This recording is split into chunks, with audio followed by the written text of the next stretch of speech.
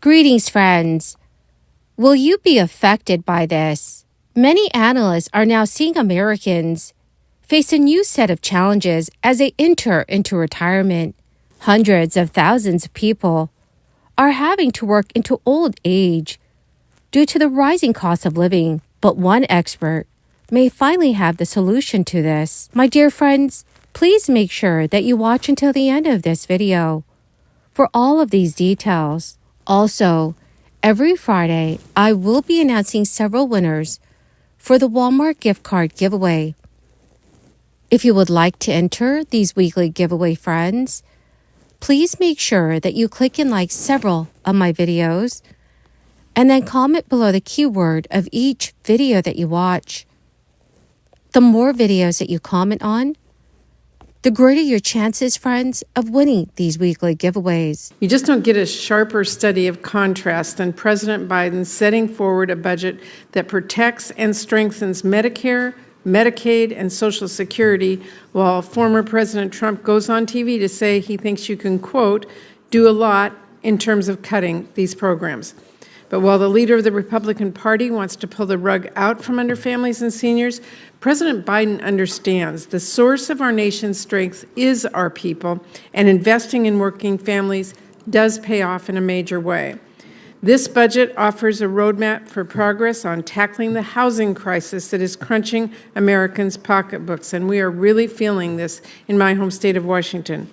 Tackling the child care crisis like I have long championed so working families nationwide can find the child care they need for about $10 a day.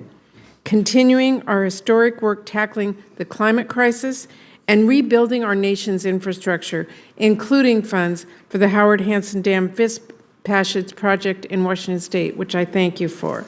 And there is a lot more, like critical investments to bolster our national security by strengthening our military and our alliances, which are so crucial. And President Budget recognizes it is absolutely possible to invest in the American people and put our country on a more sustainable fiscal footing.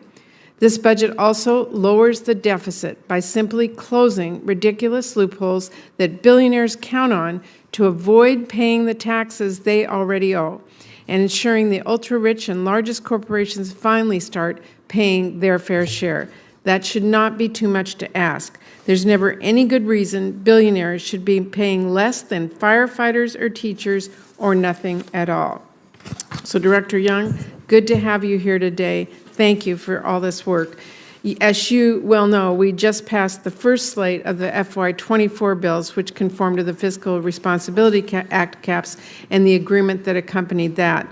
Those constraints made for pretty tough funding decisions, as I have said repeatedly, but we did manage to hammer out serious bipartisan bills that protect key investments, and we are now hard at work to pass the rest. In FY25, we're going to be facing an even tougher set of constraints within the second year of caps and fewer adjustments to make use of from the outset. Can you talk with us about how President Budget protects and strengthens our core investments, particularly on the non-defense side, while working within those caps? What are the tools that you all employed to make sure we are able to pass a strong set of funding bills within those tough caps? Chair Murray, thank you for what you did last week with the 6 bills. I know the final 6 are underway, and your committee's hard at work. Non-defense discretionary, sometimes high. What we're talking about veterans funding. We're talking about Department of Homeland Security, child care, Department of Education, Pell Grants. These are absolutely critical programs. It's the smallest amount we spend in the federal government. And we often find ourselves struggling because we had to enact budget caps to make sure these critical programs, frankly, both parties have historically supported. In this budget, because a lot of the debt deal had adjustments to make sure adequate funding could be had, were used to make sure your 24 process could happen. This budget shows a path by using adjustments that have historically been used, like changes in mandatory programs and emergency spending where necessary. Congress has used both of those tools in the past in appropriations bills, and it's going to be needed more than ever at higher levels to ensure that programs, NIH, and every other place that has bipartisan support isn't cut unnecessarily. So those are the same tools we used in our Absolutely. Appropriations Committee last summer. We when will our need bills more. passed. We will need more of those because most of the offsets your committee typically uses to make sure non-defense programs are continued and members' priorities are taken care of are gone, frankly. And we will have to do more changes in mandatory programs, lovingly known as chimps to those of us who work on this, and emergency spending will be necessary. Retirement in America is undergoing a significant transformation, characterized by a growing trend of seniors working well into their later years. A renowned retirement expert has shared that the retirement landscape has largely failed to support the bottom 90% of workers, necessitating bold reforms akin to the Depression-era New Deal. Her research reveals that only a small fraction, about 10% of Americans aged 62 to 70, are both retired and financially secure. The majority find themselves either retired but struggling to maintain their previous standard of living, or still in the workforce due to financial necessity.